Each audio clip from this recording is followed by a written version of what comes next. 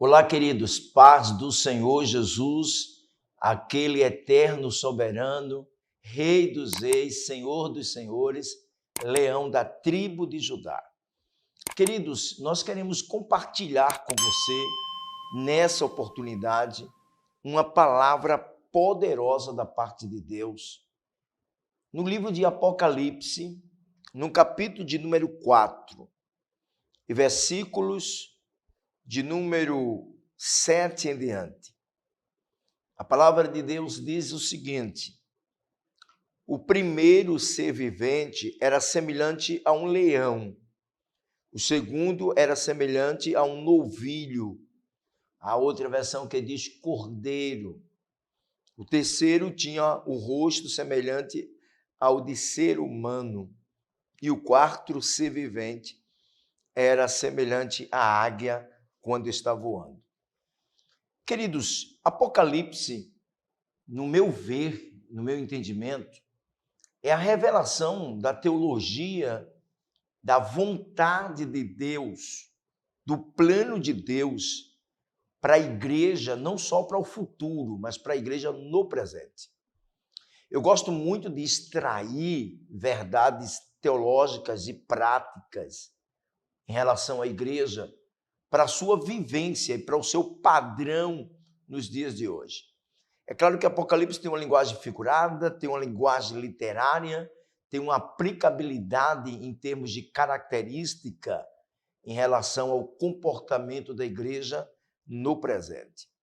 Nesse texto, o título do capítulo 4 é A Visão do Trono de Deus. João teve uma visão do trono.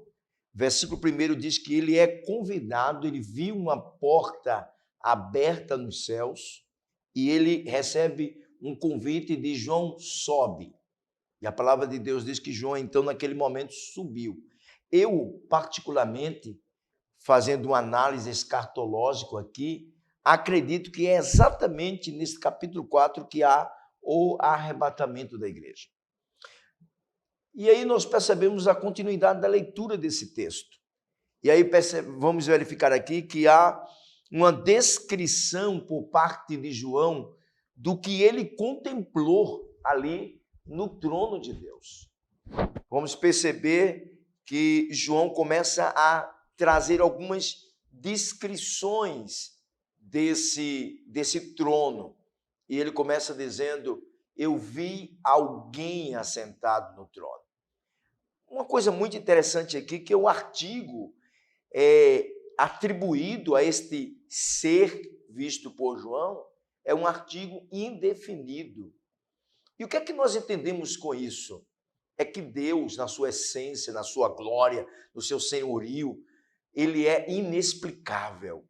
Nós não temos como, por mais conhecimento científico, teológico, acadêmico, arqueológico, biológico, que possam oferecer ou dispor em relação à tentativa de tentar, de uma forma ampla e de uma forma completa, explicar quem é Deus. Nenhum de nós vamos alcançar uma explanação suficiente para explicar Deus na sua totalidade de essência. Por isso, queridos, João ele usa o termo indefinido. Ele viu um ser soberano, magnífico, glorioso, eterno, de forma que ele diz: e alguém estava assentado no trono. Eu fico pensando, muitas pessoas que ficam com brigas teológicas e tal, e Deus tem mão, Deus tem perna, Deus tem boca, Deus se resume a um formato humano. E nós sabemos que a palavra de Deus, dentro de um entendimento teológico, não há forma para Deus, mesmo que ele se revele e a ele seja atribuído algumas linguagens humanas para que compreendamos o amor, a misericórdia, a bondade, a graça de Deus para com as nossas vidas. O certo, queridos, é que o que dispõe o texto é que Deus é indefinido, ele é inexplicável. Ele se deixou revelar e no que ele se deixou conhecer é a partir deste limite que temos para explicar e é o suficiente para compreendermos o seu amor, sua vontade, seu carinho, sua graça, sua proteção para com você, para comigo, para com a nossa igreja, para conosco, de uma forma excepcional. E ele continua fazendo a descrição desse trono. Mas eu quero me deter propriamente no versículo de número 7, quando ele diz que viu 4 seres viventes. E esses 4 seres, ele descreve as características dele. O primeiro ser vivente, ele diz que era semelhante a um leão. O segundo ser, a um cordeiro. O terceiro ser, ele tinha rosto de homem. E o quarto ser é como uma águia voando. Penso que esses 4 animais fazendo uma aplicabilidade, entendendo que uma igreja avivada, que uma igreja restaurada, que uma igreja que faz a diferença, que uma igreja que traz impacto espiritual, que uma igreja que diz, cheguei, estou aqui para transformar pelo poder do evangelho, sobretudo é uma igreja que vive constantemente diante do trono, ao redor do trono, em comunhão com o trono. Não há como haver mudança, avivamento, impacto, não há como haver uma transformação se nós, como igreja, não vivemos uma vida constantemente de experiência com o trono. Todos os homens que tiveram impacto espiritual, todos os homens que tiveram encontros que mudaram para sempre as suas vidas. Isto aconteceu quando eles deslumbraram o trono de Deus, quando Deus se revelou de forma gloriosa ao ponto de levá-los a uma experiência aprofundada com o trono de Deus. E João diz que esses animais que não paravam, que estavam perpetuamente diante do trono, eles eram animais, eram seres. Aliás, o texto diz seres viventes. Seres viventes. E esses seres viventes são descritos a partir dessas 4 identificações. Diz João que era como um leão. E aqui eu quero fazer uma aplicação. Leão, nele nós encontramos algumas características que são importantes de observarmos, para aplicarmos o perfil, a característica, a marca de uma igreja avivada, de uma igreja que vive diante do trono de Deus. 2 coisas eu posso extrair em relação ao leão. O leão não é volumoso, o leão não é o animal que tem o maior volume na selva. O elefante, eu acredito que é 5 vezes ou 6 vezes mais volumoso do que um leão, dependendo da espécie do elefante. Mas, no entanto, o rei da selva não é o elefante, é o leão. Mas por que o leão é o rei da selva? Porque a ciência descreve como mais bravo, como mais veloz, como líder, como comandante da selva, como aquele que é respeitado, por causa de uma palavra chamada atitude. O leão tem atitude. O leão lidera porque ele tem atitude. O leão faz a diferença e é temido porque ele tem atitude. E uma igreja que vive diante do trono é semelhante ao leão. Não é uma igreja de teoria, não é uma igreja de fantasia, não é uma igreja de oba-oba, não é uma igreja de unicamente palavras. É uma igreja que tem atitude para orar, atitude para viver a palavra, atitude para fazer missões, atitude para contribuir, atitude para fazer diferente. O leão, ele nos fala de atitude. E você, como igreja que precisa aprender com o leão, precisa ter atitude, precisa tomar atitudes na sua vida. Não adianta lamentar, chorar, a mesma vidinha, procurar culpados para o seu fracasso, ou procurar responsabilidade, jogar responsabilidade de seus fracassos espirituais à vida de outras pessoas. O problema é unicamente seu, que não assumiu a posição de uma igreja que vive diante do trono e não aprende que esta igreja foi revelado a partir das características de um leão que João viu diante do trono, que ele nos está ensinando que nós, como igreja, precisamos de atitude. São atitudes que vão nos tirar das quatro paredes, são atitudes que vão nos levar a conquistar as nações, são atitudes que vão nos fazer acolher a comunidade pobre, esquecida, os moradores de rua, são atitudes que vão nos fazer cumprir o nosso papel integral, social e evangelístico. É as nossas atitudes.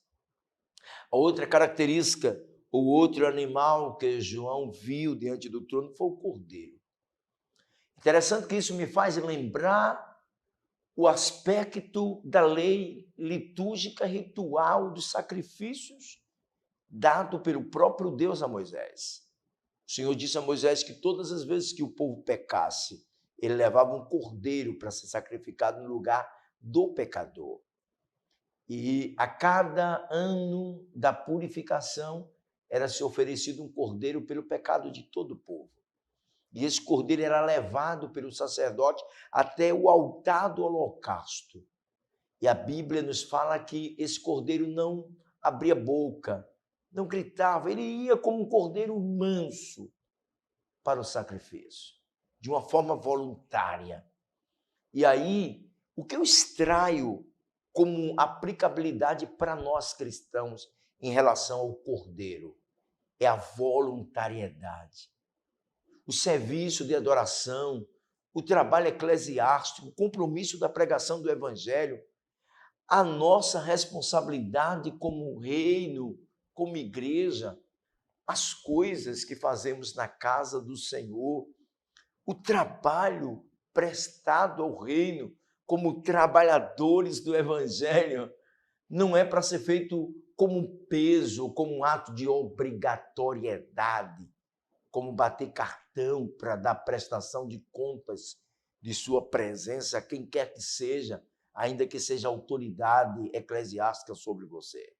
Uma igreja que vive a dimensão de um cordeiro é uma igreja em que os seus membros é cristão, em que suas vidas são dedicadas ao reino de Deus, no aspecto social, na oração, na leitura da palavra, no cuidado com os idosos, no cuidado com os jovens, na educação religiosa, no trabalho missionário, de forma voluntária.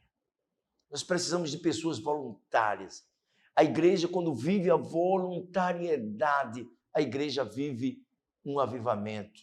A igreja vive diante do trono de Deus. Queridos, terceiro animal, o terceiro ser vivente, ele viu semelhante a um ser humano. O rosto tinha a semelhança de um ser humano. Ele descreve esse ser vivente. O homem, entre tantas características que ele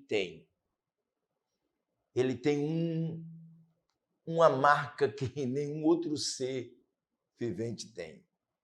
É exatamente a condição de ser a semelhança, a imagem e semelhança do Criador. E o homem tem algo que todos os outros não têm no mundo animal. É a inteligência ampla capaz de criar. A ciência hoje admite que os animais não é mais irracionais. Eles têm uma inteligência, apesar de ser uma inteligência limitada. Eles podem calcular, planejar. Basta a gente perceber e analisar, por exemplo, a serpente para dar o bote. O cão, ele é ensinável, ele aprende. Então, logo, o animal tem inteligência, mas limitada. Mas o ser humano é uma inteligência extraordinária. O homem é um ser inteligente capaz de criar. Criou a internet, que me faz aproximar de você a milhões de quilômetros de distância, que me faz ser ouvido por milhões de pessoas ao mesmo instante, dependendo da projeção de quem estiver falando. O homem foi capaz de criar a internet, foi capaz de criar o avião, foi capaz de criar tantas coisas. Por isso, a espiritualidade da igreja é uma espiritualidade inteligente e não cega. Deus nos chamou para sermos espirituais, mas não para sermos cegos em nossa espiritualidade. Concluindo a nossa reflexão, a águia nos fala de um processo de renovação. E esse processo de renovação fala de um momento em que a águia se sente cansada e ela precisa trocar os bicos, as penas e as unhas. E ela precisa dar uma parada, e parar significa refletir, reavaliar a prática, visão e planejamento. Se isola, e o isolamento não é um ponto de recuo, mas é um ponto de renovação para uma continuidade com robustez. Depois que a águia arranca de forma muito dolorosa penas, bicos e unhas, ela espera nascer tudo de novo, para que esteja pronta para dar o voo, o famoso voo da renovação. Deus quer que você voe, mas não voe com tanta carga, com tanto envelhecimento espiritual, com velhos bicos, velhas penas, velhas unhas, maus experiências, mágoas, cargas, museu de coisas ruins em questões morais, psicológicas e emocionais. Se desprenda de tudo isso. Deixe o novo de Deus nascer e voe o voo da renovação. Deus te abençoe. Receba um abraço do pastor Edilson.